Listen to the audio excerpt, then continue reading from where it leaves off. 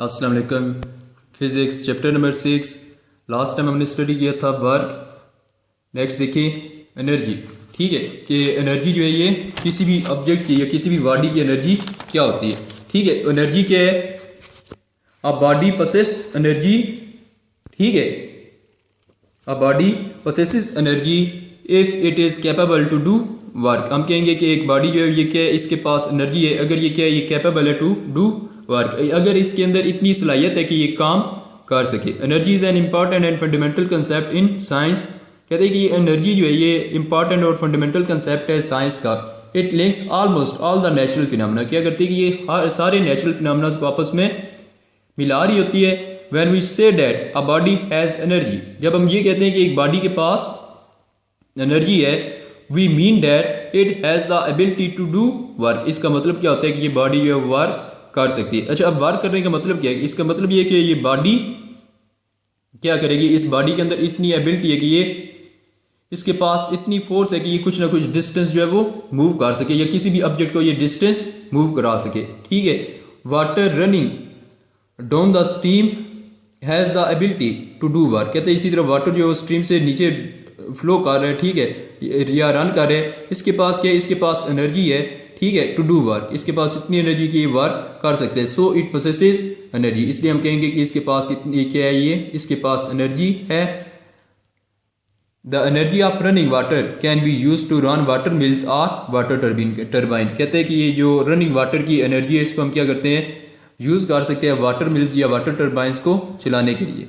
ठीक है, तो ये असल में जो एनर्जी ऑफ रनिंग वाटर है इसी को यूज़ किया जाता है ये इलेक्ट्रिसिटी प्रोड्यूस करने के लिए। ठीक है, जिससे क्या होता है कि ये टर्बाइन चलता है। ठीक है, फिर ये जो आपकी वाटर की एनर्जी है वो क्या होती है, वो इलेक्ट्रिकल एनर्जी में कन्वर्ट हो जाती है। ठीक है, ये मैकेनिकल एनर्जी होती है वाटर की, उससे हम इलेक्ट्रिकल एनर्जी में कन्वर्ट कर देते हैं। ठीक है, नेक्स्ट क्या है, energy exist in various form such as mechanical energy, heat energy, light energy, sound energy, electrical energy, chemical energy and nuclear energy. कहते हैं कि एनर्जी जो है वो बहुत सारी फॉर्म्स में एग्जिस्ट कर रही होती है, जैसे मैकेनिकल एनर्जी है, हीट एनर्जी है, लाइट एनर्जी है, साउंड एनर्जी है, इलेक्ट्रिकल एनर्जी है, केमिकल एनर्जी और न्यूक्लियर एनर्जी।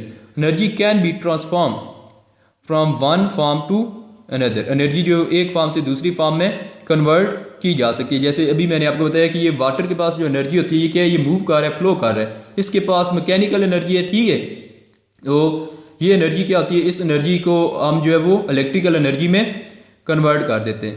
ठीक है, नेक्स्ट क्या है, mechanical energy possessed by a body is of two types. ये जो मैकेनिकल एनर्जी होती है ये दो तरह की होती है। फर्स्ट क्या है, kinetic energy and potential energy. ये दो टाइप्स कौन सी है, एक काइनेटिक एनर्जी है, दूसरी पोटेंशियल एनर्जी है।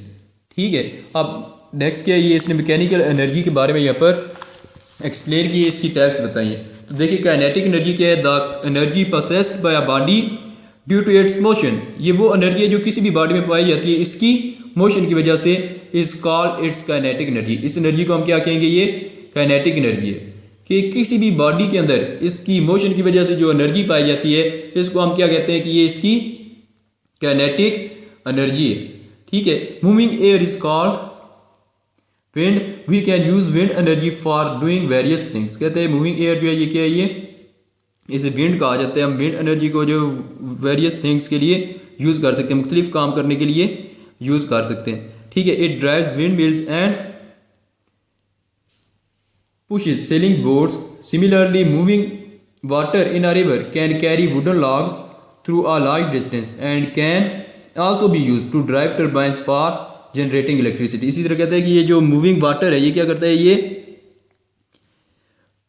जो वुडन लॉग्स है इनको कैरी करके लेके जा सकते हैं। ठीक है, और साथ ही क्या कर सकते हैं कि ये टर्बाइंस को ड्राइव करता है, जिसकी मदद से हम क्या करते हैं कि इलेक्ट्रिसिटी को जनरेट कर सकते हैं। दस a moving body has kinetic energy. इसलिए हम कह सकते हैं किसी भी बॉडी के पास क्या है, ये इसके अंदर काइनेटिक एनर्जी मौजूद है, because it can do work, क्योंकि ये काम कर सकती है ड्यू टू इट्स मोशन, अपनी मोशन की वजह से। The body stops moving as soon as all of its kinetic energy is used. कहते हैं कि बॉडी जो है वो आहिस्ता आहिस्ता रुक जाती है जैसे इसकी काइनेटिक एनर्जी ख़त्म होती है। ठीक है, लेट्स सपोज आपके पास एक बॉल है। ठीक है, आप क्या करते हैं, उस बॉल को फेंकते हैं, तो बॉल जब तक मूव कर रही है उसके पास काइनेटिक एनर्जी मौजूद होती है। अच्छा, अब बॉल जब मूव कर रही होती है उसकी काइनेटिक एनर्जी यूज़ हो रही है different kind of resistive forces के अगेंस्ट। ठीक है, एक एयर फ्रिक्शन है उसकी जो उसके ऊपर एक्ट कर रही है। दूसरा, अगर वो किसी सरफेस के साथ टकरा रही है, ठीक है, अर्थ के साथ टकराई, वो आप अर्थ के ऊपर मूव कर रही है, तो वहाँ पर भी फ्रिक्शन हो रही है, ठीक है। अब वो इसकी जो काइनेटिक एनर्जी थी वो हीट एनर्जी में, कुछ हीट एनर्जी में कन्वर्ट हो रही है, कुछ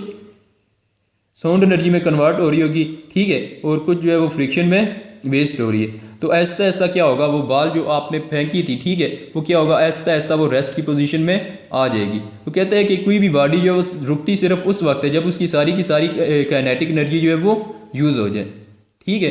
नेक्स्ट कहते हैं consider a body of mass m. Consider करें कि हमारे पास एक बॉडी है जिसका मैस एम है, मूविंग विद वेलोसिटी वी। ये बॉडी क्या कर रही है, वेलोसिटी वी के साथ मूव कर रही है। The body stops after moving through some distance. कहते हैं बॉडी कुछ डिस्टेंस एस मूव करने के बाद रुक जाती है, due to some opposing force such as force of friction acting on it. कहते हैं ये बॉडी क्यों रुकी है, किसी अपोजिंग फोर्स की वजह से रुकी है, जैसे कि फोर्स ऑफ फ्रिक्शन यहाँ पर हो सकती है। The body possess kinetic energy and is capable to do work against opposing force f until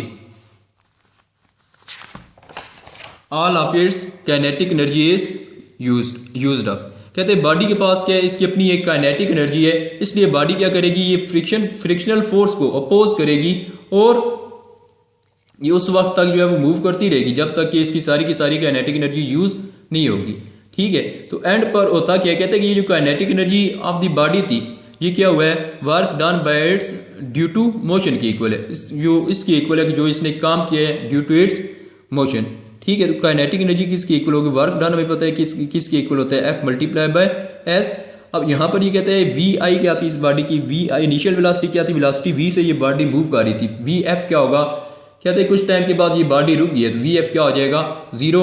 F हमें पता है कि इसकी इक्वल होता है एम ए के, एक इसकी इक्वल हो जाएगा minus f over m. Since motion is oppose, कहते हैं क्योंकि मोशन जो है उसको अपोज किया गया है, फ्रिक्शनल फोर्सेज ने उसको अपोज किया है, ठीक है।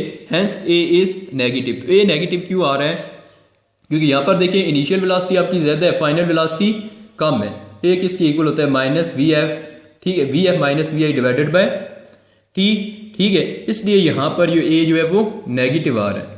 तो कहते हैं using third equation of motion. अब हम क्या करते हैं, यहाँ पर third equation of motion use करते हैं। तो जब हम third equation of motion use करेंगे, थर्ड इक्वेशन ऑफ मोशन क्या है, 2as equals to v f square minus v i square 2 into f की ए की ये वाली वैल्यू पुट कर दें minus f over m in two s equals to v f square, V F की जगह जीरो पुट कर देंगे, जीरो का स्केयर माइनस वी आई क्या है, वी का स्केयर, फिर minus 2fs equals to minus m v square. यहाँ पर माइनस वी स्केयर आएगा, एम इधर डिवाइड हो रहा है, उस तरफ जाकर मल्टीप्लाई हो जाएगा, इधर क्या बन जाएगा minus m v square. Equation के दोनों साइड्स पर एक जैसी चीजें हो, ये एक दूसरे को कैंसिल आउट कर देंगी, ये माइनस और ये माइनस कैंसिल हो जाएगा आपस में, ठीक है। फिर क्या आएगा, f s equals to 1/2 m v square from equation 1 and equation 2 kinetic energy equals to half m v square, ठीक है। This equation gives the kinetic energy possessed by a body of mass m moving with velocity v। कहते हैं कि ये equation हमें क्या देती है, हमें काइनेटिक एनर्जी बता रही होती है, ठीक है,